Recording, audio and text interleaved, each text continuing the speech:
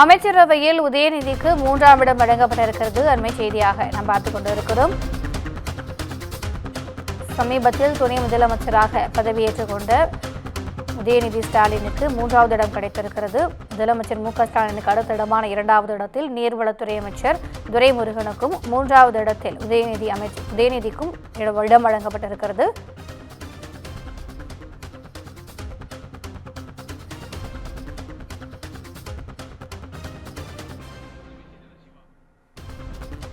அமைச்சரவையில் உதயநிதி ஸ்டாலினுக்கு 3வது இடம் வழங்கப்பட்டிருக்கிறது. அண்மை செய்தியாக நாம் பார்த்துக் கொண்டிருக்கிறோம். கூடுதல் விவரங்களை தலைமை செய்தியாளர் சிவா வழங்க கேட்கலாம். வணக்கம் சிவா, இது குறித்தான கூடுதல் விவரங்கள்.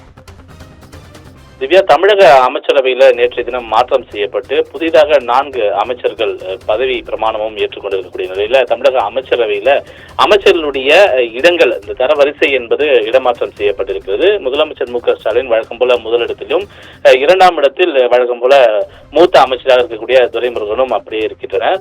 3வது இடம் துணை முதலமைச்சராக இருக்கக்கூடிய உதயநிதி ஸ்டாலினுக்கு வழங்கப்பட்டிருக்கிறது. வழக்கமாக அந்த ஆர்டர் பிரகாரம் பார்த்தோம்னாலே முதலமைச்சருக்கு பிறகு துணை முதலமைச்சர் அப்படின்ற ஒரு பொறுப்பு அங்க குறிப்பிடணும். ஆனா மூத்த அமைச்சராக இருக்கக்கூடிய துரைமுருகனை 2ஆம் இடத்திலேயே வைத்து அழகு பார்க்க வேண்டும் என்பதற்காக தமிழக அரசு, குறிப்பாக முதலமைச்சர் மு.க.ஸ்டாலின் அவருக்கு அந்த 2ஆம் இடம் நிரந்தரமாக இருக்கும் என்பன போன்ற ஒரு அறிவிப்பை கொடுக்கக்கூடிய வகையில அந்த இடம் என்பது ஒதுக்கப்பட்டிருக்கிறது. அது மட்டுமல்லாமல் துணை முதலமைச்சராக துரைமுருகன் அறிவிக்கப்பட வேண்டும் என்பன போன்ற கருத்துக்கள் எல்லாம் அரசியல் வட்டாரத்தில் பேசப்பட்டிருந்த நிலையில அவரை பின்னுக்கு தள்ளி 2ஆம் இடம் உதயநிதி ஸ்டாலினுக்கு வழங்கப்பட்டால் அது மேலும் சர்ச்சை ஏற்படுத்தும் என்ற ஒரு காரணத்தினால தற்போது 2ஆம் இடம் துரைமுருகனுக்கும் 3வது இடமாக துணை முதலமைச்சராக இருக்கக்கூடிய உதயநிதி ஸ்டாலினுக்கு வழங்கி அந்த அறிவிப்பு என்பது தமிழக அரசினுடைய அரசாணை என்பது வெளியிடப்பட்டிருக்கிறது.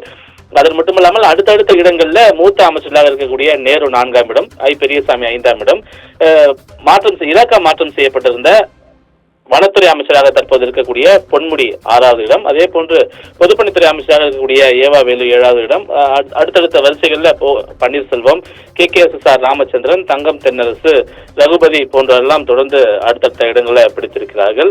அது மட்டுமில்லாமல் சேலம் ராஜேந்திரன் தற்போது சுற்றுலாத்துறையினுடைய அமைச்சராக பொறுப்பேற்றிருக்கக்கூடிய நிலையில அவருக்கு 19வது இடம் இந்த அமைச்சரவையில ஒதுக்கப்பட்டிருக்கிறது.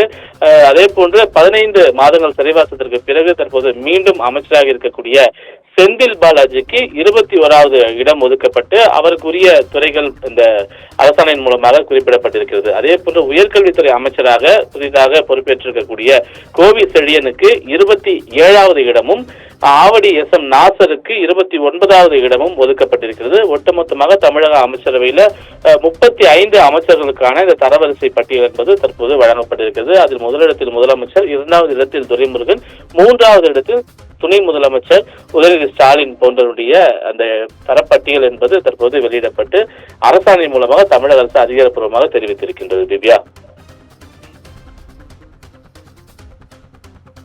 விரிவான தகவல்களுக்கு நன்றி சிவா.